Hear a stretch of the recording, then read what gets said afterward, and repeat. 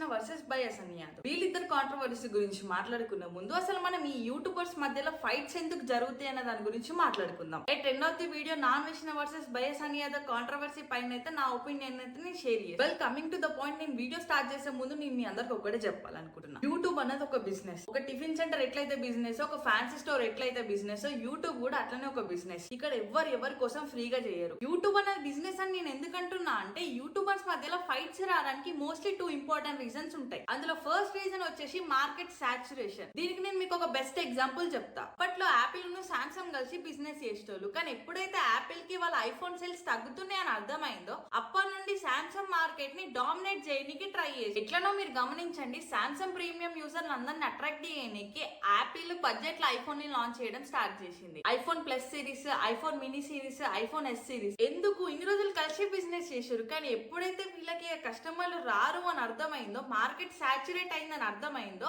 వీళ్ళు వేరే వాళ్ళ మార్కెట్ ని ఆక్యుపై చేయడానికి ట్రై చేస్తారు. సేమ్ ఇట్లనే మన యూట్యూబర్స్ మధ్యలో కూడా అవుతుంది. మీరు ఎప్పుడన్నా గమనించండి, మన యూట్యూబర్స్ కి కూడా సేమ్ కేటగిరీలు ఉన్న వాళ్ళకి మాత్రమే కాంట్రవర్సీలు అవుతాయి. For example Prasad tech versus Nithin tech, Naa Anveshana versus బయాస్ అని Yadav, aged versus fashion words, ఇంకా చాలా ఉన్నాయి. మీకు మార్కెట్ సాచురేషన్ అనే దానికి ఒక బెస్ట్ ఎగ్జాంపుల్ చెప్తా. మన యూట్యూబర్స్ నే తీసుకుందాం. ఏజ్డ్ ఉన్న ఫ్యాషన్ వర్డ్స్ ఇద్దరు కలిసి అప్పట్లో వీడియోలు చేసేటోళ్ళు, కానీ ఎప్పుడైతే వీళ్ళ మార్కెట్ సాచురేట్ అవుతుందని వాళ్ళకి అర్థమైందో, వీళ్ళిద్దరి మధ్యలో రైవాలిటీ క్రియేట్ అవడం స్టార్ట్ అయింది. ఎందుకంటే మీరు ఒకసారి గమనించండి, మన తెలుగులో ఒక 7 CR పీపుల్ ఉన్నారు అనుకుందాం. అందులో 3.5 CR పీపుల్ మాత్రమే ఇంటర్నెట్ ని వాడతారు అనుకుందాం. అందులో కొంతమందికి డాన్సింగ్ వీడియోస్ అంటే ఇంట్రెస్ట్ ఉంటుంది, కొంతమందికి టెక్ వీడియోస్ అంటే ఇంట్రెస్ట్ ఉంటుంది, కొంతమందికి గేమింగ్ అంటే ఇంట్రెస్ట్ ఉంటుంది, కొంతమందికి రోస్ట్ వీడియోస్ అంటే ఇంట్రెస్ట్ ఉంటుంది, కొంతమందికి ఫ్యాషన్ వీడియోస్ ఇంట్రెస్ట్ ఉంటుంది. ఫ్యాషన్ ని అందరు ఇష్టపడాలని ఏం లేదు. సో లెట్స్ సే ఫ్యాషన్ ని ఇష్టపడేటోళ్ళు హార్డ్ కోర్ ఫ్యాన్స్ ఒక 3 మిలియన్ ఆఫ్ పీపుల్ ఉన్నారని చెప్పేసి అనుకుందాం. ఈ యూట్యూబర్స్ కి ఎప్పుడైతే వాళ్ళ మార్కెట్ సాచురేట్ అయిపోయిందని వాళ్ళకి అర్థమైందో,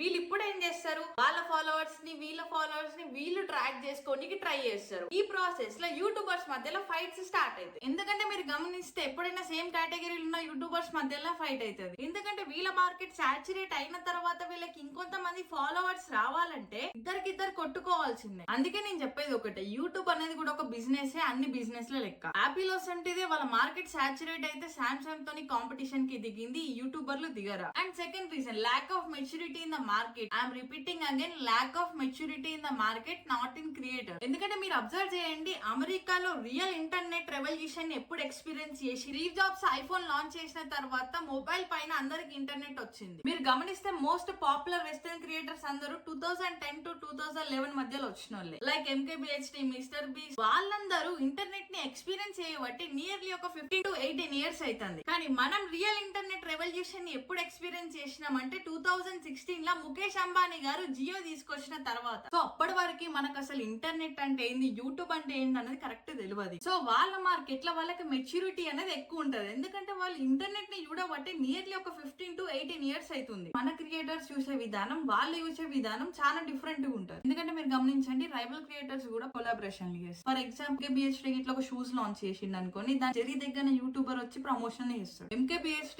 మిస్టర్ ద బాస్ కలిసి కొలాబరేషన్ చేస్తారు. మిస్టర్ బీస్ట్ డ్యూడ్ పర్ఫెక్ట్ కలిసి కొలాబరేషన్ చేస్తారు. కానీ మన దగ్గరకు వచ్చే వరకు మన క్రియేటర్స్ వాళ్ళు ఫైట్ చేసుకుంటారు. వాళ్ళు ఇంటర్నెట్ ని చూసే విధానం డిఫరెంట్ గా ఉంటది, మనం ఇంటర్నెట్ ని చూసే విధానం డిఫరెంట్ గా ఉంటది. నాకు తెలిసి 2 రీజన్స్ మోస్ట్లీ యూట్యూబర్స్ మధ్యలో ఫైట్స్ రావడానికి కారణం అవుతుంది. సో ఫైనల్లీ నాన్వేషణ వర్సెస్ బయాస్ అని యాదవ్ బ్రో చెప్పాడు, నాకు ట్రావెల్ ఎక్స్పెన్సెస్ కవర్ అయితే లేవు, మా మమ్మీ హెల్త్ బాగాలేదు, సో అందుకోసమని నేను బెట్టింగ్ యాప్స్ ప్రమోట్ చేయాల్సి వచ్చిందని చెప్పేసి. ఇది తిన్న తర్వాత నాకు ఒకటి గుర్తొచ్చింది, ఖైదీ సినిమాలో ఒక డైలాగ్ ఉంటుంది, ప్రతి నేరస్తుడికి ఒక కారణం ఉంటది, ఒక చరిత్ర ఉంటది. That's it. తప్పు చేసిన ప్రతి ఒక్కరికి ఒక కారణం ఉంటది. దాన్ని మనం ఇప్పుడు లెక్కలకు తీసుకోలేము. ఇక నాన్వేషణ బ్రో విషయానికి వస్తే, నాకు అర్థం కాదు ఏంటంటే, బ్రో మీరు బెట్టింగ్ యాప్స్ కి అగనిస్ట్ గా ఉన్నారా, లేకపోతే BSY కి అగనిస్ట్ గా ఉన్నారా? ఎందుకంటే మీరు ఒకవేళ యాప్స్ కి అగనిస్ట్ గా ఉంటే ఆహాన్ క్వశ్చన్ చేయండి, IPL ని క్వశ్చన్ చేయండి, విరాట్ కోహ్లీని క్వశ్చన్ చేయండి, MS ధోనిని క్వశ్చన్ చేయండి, కాజల్ ని క్వశ్చన్ చేయండి, తమన్నాని క్వశ్చన్ చేయండి. నాకు ఎందుకు ఇట్లా అనిపించింది అని అంటే, నాన్వేషణ బ్రో వీడియోలలో బెట్టింగ్ యాప్స్ రిఫర్ చేసేదానికంటే బయాస్ అని యాదవ్ నేమ్ ని ఎక్కువ టైమ్స్ రిఫర్ చేస్తారు. బై ది వే, నేను రీసెంట్ టైమ్స్ లో IPL చూడడం కొంచెం తగ్గించిన, ఎందుకంటే నాకు నాన్వేషణ వర్సెస్ బయాస్ అని యాదవే కొంచెం ఎంటర్టైనింగ్ ఉన్నది. హార్దిక్ పాండ్యా వర్సెస్ రోహిత్ శర్మ కన్నా